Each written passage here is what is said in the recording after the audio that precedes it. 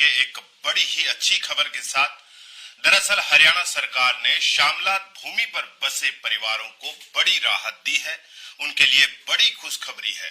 अब हरियाणा सरकार ने ग्रामीण क्षेत्रों में सालों से शामलात भूमि पर मकान बनाकर रह रहे हजारों परिवारों को बड़ी राहत देते हुए हरियाणा ग्राम शामलात भूमि अध्यादेश 2026 को पहले ही मंजूरी दे रखी है।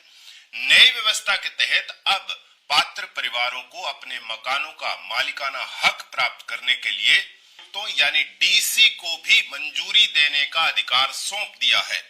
सरकार का मानना है कि इस बदलाव से सालों से लंबित मामलों का निपटारा तेजी से होगा और ग्रामीण परिवारों को समय पर राहत मिलेगी। मुख्यमंत्री नायब सिंह सैनी पहले ही घोषणा कर चुके हैं कि सरकार ऐसे परिवारों को कानूनी अधिकार दिलाने के लिए प्रतिबद्ध है जो लंबे समय से गांवों की शामलात भूमि पर बसे हुए हैं या निवास कर रखा है।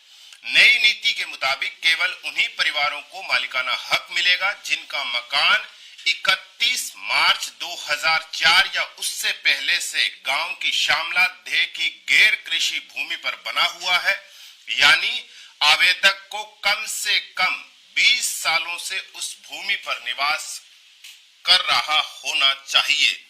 सरकार ने अधिकतम 500 वर्ग गज तक की भूमि को इस योजना के दायरे में रखा है। अगर किसी परिवार का मकान इस सीमा के भीतर आता है तो वो मालिकाना हक के लिए आवेदन कर सकता है। इसके साथ ही सरकार ने यह भी स्पष्ट किया है कि कुल भूमि क्षेत्र में निर्मित हिस्से की तुलना में खुला क्षेत्र 25% से ज्यादा नहीं होना चाहिए।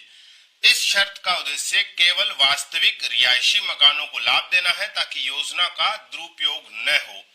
मान के चलिए उदाहरण के तौर पे आपको बता देते हैं कि अगर आपने 100 गज के प्लाट पर यूं कहें कि आप बसे हुए हैं पुराने समय से और उसके ऊपर अगर आपने सिर्फ 20% हिस्से पर यानी 20% जो है वहां पर आपने मकान बनाया हुआ है और बाकी का क्षेत्र अगर खाली है तो आपको कब्जा नहीं मिलेगा। यानी आपका जो मकान है, जो आपकी वास्तविक जो रिपोर्ट है वो ये होनी चाहिए कि आप 75% पे आपके मकान बने होने चाहिए और 25% जो है वो खाली हिस्सा होगा, तभी आप जो है उसके ऊपर मालिकाना हक यानी आवेदन आप कर सकते हैं।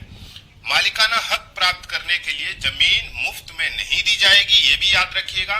पात्र परिवारों को साल 2004 की कलेक्टर दर के आधार पर निर्धारित मूल्य का 1.5 गुना भुगतान करना होगा। सरकार का हालांकि सभी प्रकार की शामलात भूमि पर इस योजना के दायरे में नहीं आएगी, ये भी याद रखिएगा। सरकार ने स्पष्ट किया है कि जोहड़, तालाब, जलाशय, सार्वजनिक रास्ते, फिरनी, चारागाह, शमशान घाट, कब्रिस्तान या स्कूल, अस्पताल या फिर अन्य सरकारी परियोजनाओं के लिए आरक्षित भूमि पर किसी भी प्रकार का मालिकाना हक नहीं मिलेगा।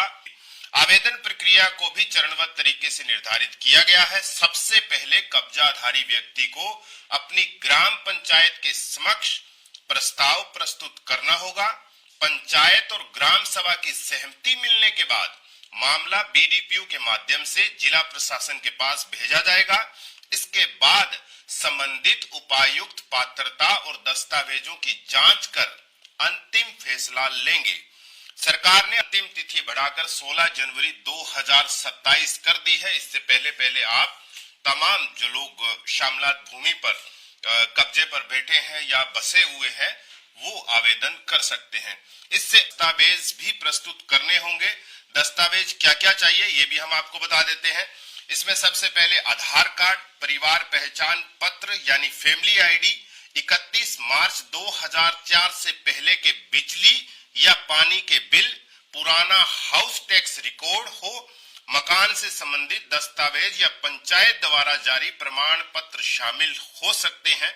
इन दस्तावेजों के आधार पर कब्जे की अवधि और पात्रता का सत्यापन किया जाएगा। सरकार का दावा है कि नई शामलात भूमि नीति ग्रामीण क्षेत्रों में लंबे समय से चले आ रहे भूमि विवादों को कम करने में मदद करेगी। साथ ही हजारों परिवारों को अपने घरों का कानूनी मालिकाना हक मिलने का रास्ता भी साफ होगा। जिला स्तर पर मंजूरी की व्यवस्था लागू होने के बाद अब लोगों को पहले की तुलना में ज्यादा तेजी से राहत मिलने की उम्मीद है। तो हमने आपको बताया कि अब जो एक बड़ा बदलाव ये किया गया है कि अब जिला उपायुक्त ही तय करेंगे, मंजूरी देंगे और कह सकते हैं कि उनको जो है ये अधिकार जो है सरकार की ओर से हाल ही में हुई कैबिनेट बैठक में इसको मंजूरी भी दे दी गई है।